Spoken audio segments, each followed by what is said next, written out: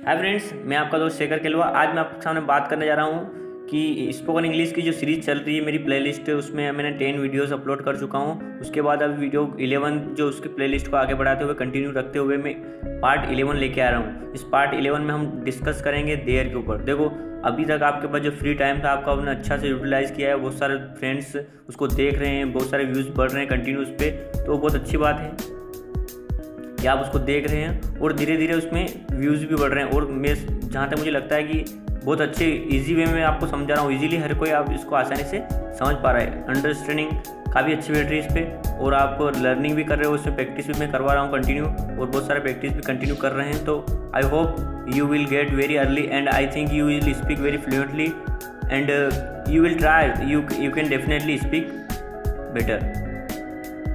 So today I am going to start the new sentence of there. इससे पहले हम discuss कर चुके हैं लेट्स की प्रैक्टिस भी हो चुकी है। लेट्स से पहले मैंने जितने भी सेंटेंस दिए उनको प्रैक्टिस और होगी। अगर आपने नहीं करी तो उसकी प्रैक्टिस कंटिन्यू कीजिए। आप जैसे आप EZMR से लेकर लेट्स की प्रैक्टिस करोगे तो आपका क्या होगा, माइंड थॉट्स प्रोसेस काम करने लग जाएगा। आप उसको पेरा बनाने लग जाओ। जैसे मैंने पेरा बना के दिया, उसे पेरा बना के आप प्रैक्टिस करोगे तो मेरी गारंटी कि आपको ना थॉट्स प्रोसेस आपकी अच्छी सी हो जाएगी। ठीक है, तो इस सीरीज़ को आगे बढ़ाते हुए मैं अगला देयर वाला वीडियो में शो करने जा रहा हूँ। उससे पहले आपको प्रैक्टिस करना, ठीक है। तो ये है देयर। देखो दोस्तों, देयर क्या है कि आप जो स्पोकन इंग्लिश में मैं पहले मॉड्यूल से ले रहा हूँ, उसके बाद ये चीज़ें ले रहा हूँ क्योंकि बेसिक से पढ़ा हूँ। आप बोलते हो सर पहले टेंस पढ़ाओ। देखो टेंस इतना ईजी नहीं है आपको समझना, तो पहले आपको क्या बोलना सीखना। स्पोकन इंग्लिश के लिए क्या होता है, ईजी हम पहले उसको स्टेप बाय स्टेप चलते हैं। जैसे कि अभी तक मैंने पढ़ाया जितने भी सेंटेंस वो आपको आसानी से समझ में आ चुके हैं। उसी प्रकार हम आज यूज़ करेंगे देयर का। देखो, देयर का हिंदी मतलब, तो इसका हिंदी मतलब होता है वहाँ। देखो, देयर का हिंदी मतलब क्या होता है, वहाँ। लेकिन यहाँ पर हमको इस वहाँ से कोई लेना देना नहीं है। हम देयर का यूज़ अलग पढ़ेंगे, ठीक है। तो वहाँ पर इससे कुछ लेना देना अपने को यहाँ पे नहीं है, ठीक है। तो देयर का यूज़ कहाँ होता है, यूज ऑफ देयर। हम आज समझेंगे देयर का यूजेस कहाँ पर होते हैं, कहाँ हम देयर का उपयोग करते हैं। हम बहुत सारे सेंटेंस बना सकते हैं देयर का। आज तक आपने नहीं जाना होगा देयर का उपयोग, तो आज हम इसका यूजेस बताऊंगा और काफ़ी आपको अच्छा लगेगा और बहुत इजी है इसका यूजेस। अगर आप इसको एक बार समझ गए तो, और इससे आप बहुत सारे सेंटेंस बना सकते हो। आप इंग्लिश बोलने के लिए आपके लिए बहुत बड़ी मतलब रास्ता खुल जाएगा। आप इसको लेकर आप सेंटेंस बनाओगे तो बहुत आपके लिए सेंटेंस हो जाएंगे। आप बहुत सारी चीज़ें इससे बना सकते हो क्योंकि ये बहुत ईजी है और बहुत इसको आसानी से हम समझ सकते हैं। सबसे ईजी क्या है अब आगे मैं बताने जा रहा हूँ। तो यूजेस, सबसे पहले इसका यूज़ देखेंगे हम। नंबर फर्स्ट, इंग्लिश में हम देयर का यूज़ वहाँ करते हैं जहाँ पर हमें कोई क्वांटिटी, मात्रा एवं नंबर, संख्या बताना हो। देखो, अब इसका यूजेस बताऊँ, थोड़ा ध्यान देना यहाँ पे थोड़ा सा, ठीक है। तो देयर का उपयोग हम वहाँ करते हैं जहाँ पर हमें कोई मात्रा, क्वांटिटी दिखानी, जैसे कि बहुत पानी है, बहुत जगह है, बहुत सारे दोस्त हैं, बहुत सारे लड़के हैं, बहुत सारी शक्कर है, बहुत सारी दूरी है।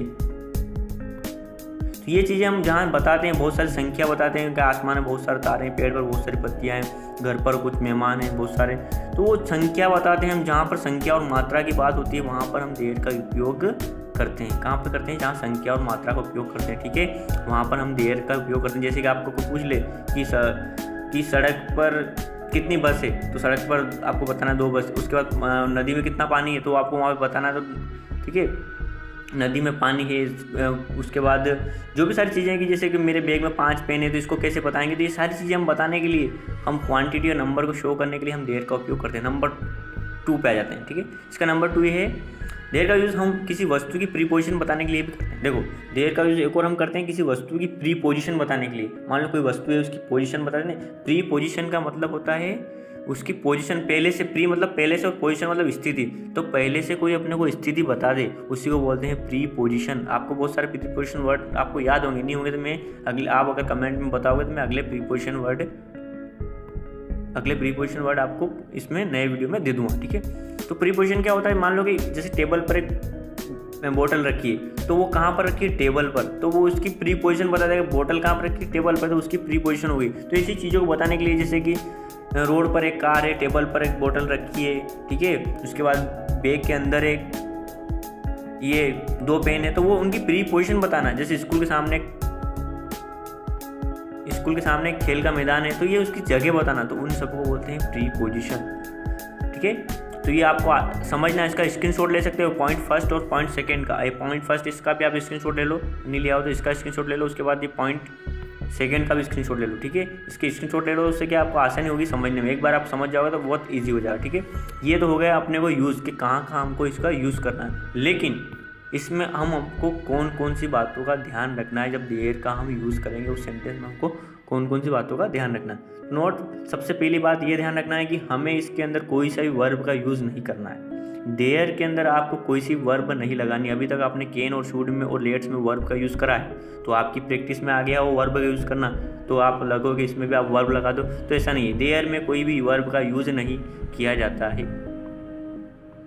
जब भी आप देयर का सेंटेंस बनाओ तो उसमें कोई सी वर्ब का यूज़ ना करें, ठीक है, क्योंकि इसमें किसी वर्ब का यूज़ नहीं होता है। वैसे स्ट्रक्चर बताऊँगा उसमें आपको आसानी से समझा दूँगा। तो पहला ये स्क्रीनशॉट ले सकते हो आप, है ना। पहला नोट आपको ये ध्यान रखना है कि इसमें कोई सी वर्ब आपको नहीं लगाना, ठीक है। स्क्रीनशॉट लेते जाओ साथ में, ठीक है। नेक्स्ट, अगला आपको क्या करना है कि नंबर 2, देयर के साथ में कभी किसी सब्जेक्ट का भी यूज़ नहीं किया जाता है। क्या होता है कि देयर के साथ में कभी भी कोई सब्जेक्ट, इसमें कोई सिंगुलर और प्लूरल सब्जेक्ट इसमें कोई मैटर ही नहीं रखता है। इसमें कोई सब्जेक्ट आगे आता ही नहीं। सबसे पहले सेंटेंस कहाँ से स्टार्ट होगा, इसमें देयर से स्टार्ट होगा, ठीक है। तो इसमें कोई सब्जेक्ट मैटर नहीं करता। मान लो कोई सब्जेक्ट भी आ गया उसको, तो वो आगे नहीं लगेगा, ठीक है।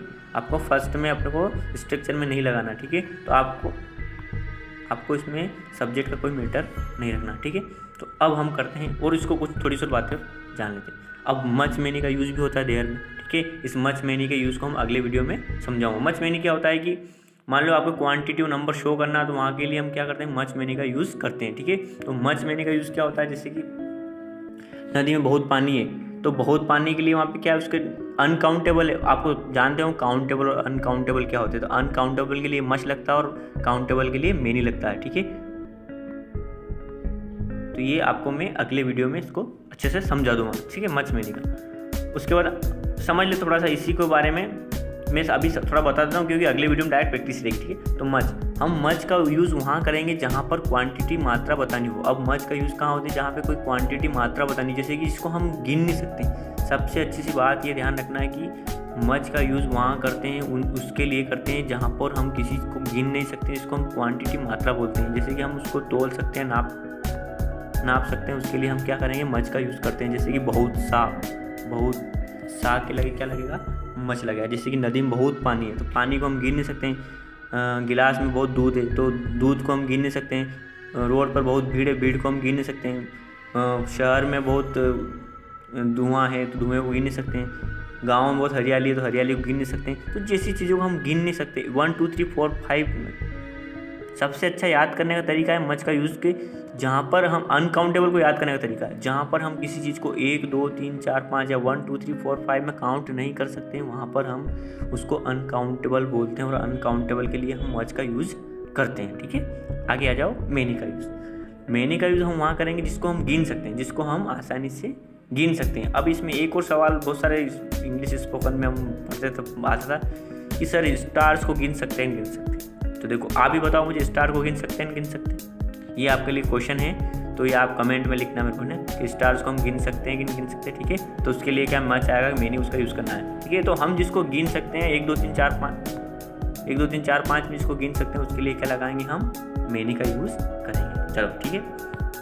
तो मैनी के साथ आर लगता है और मच के साथ इज लगता है, इतना भी ध्यान रखना, ठीक है। जहाँ भी अब स्ट्रक्चर आएगा उसमें मैनी आ जाए वहाँ पे आर लगाना है, और मच आ जाए वहाँ पे इज का यूज़ अपने को करना है, ठीक है।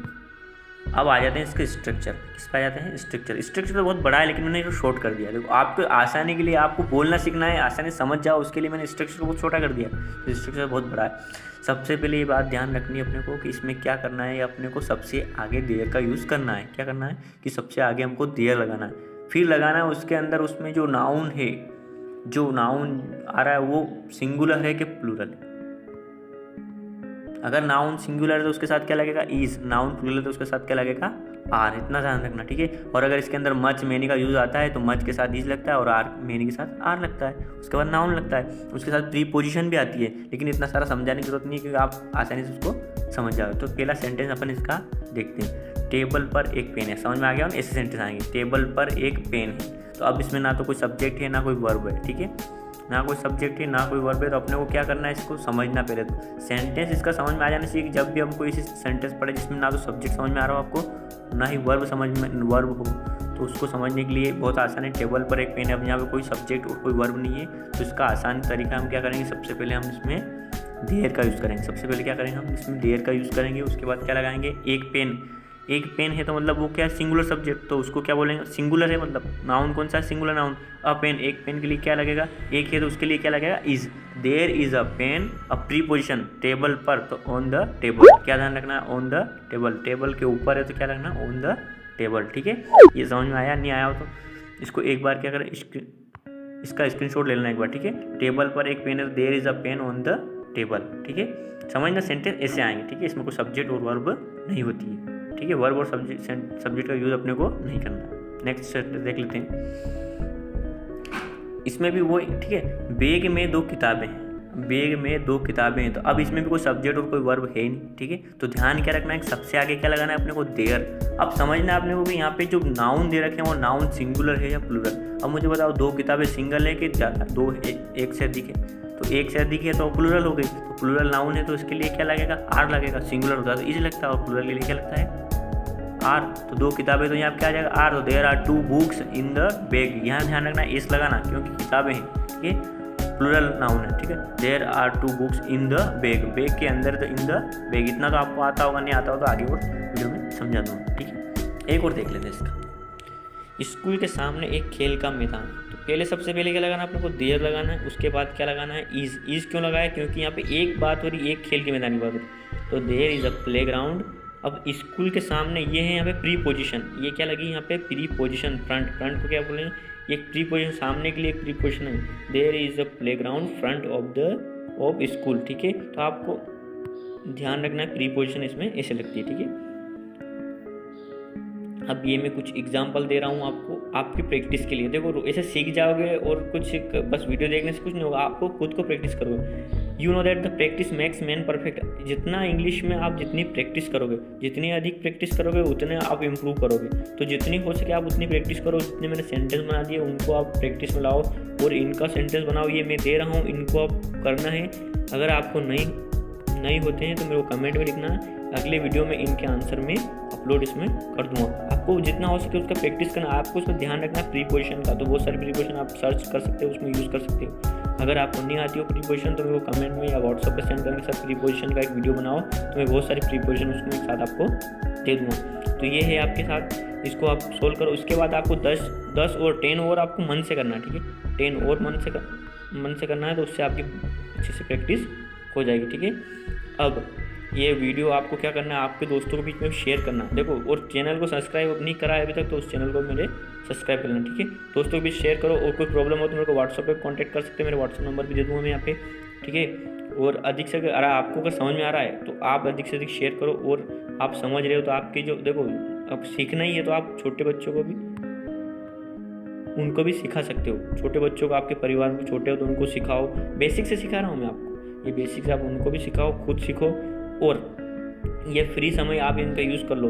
और अच्छे से अगर आपको ये बेसिक चीज़ें आ गई तो मेरी गारंटी आप बोलना सीख जाओगे, प्रैक्टिस करने लग जाओगे और बोलना सीख जाओगे। और इनको है ना छोटे बच्चे भी कर सकते हैं। छोटे बच्चों के लिए आप उनको भी दिखा सकते हो, उनको भी बता सकते हो। ठीक है, अगर आपको उनकी इंग्लिश सुधारना तो आपको पता है कि आने वाले दिनों में इंग्लिश की बहुत ज़रूरत होने वाली है। ठीक है, तो धन्यवाद आप सभी का, thank you very much and keep continue my play list. और इनसे पहले वाले वीडियो में प्ले लिस्ट दे दूँगा यहाँ पर, उसमें आप देख लेना। ठीक है, thank you very much for the watching.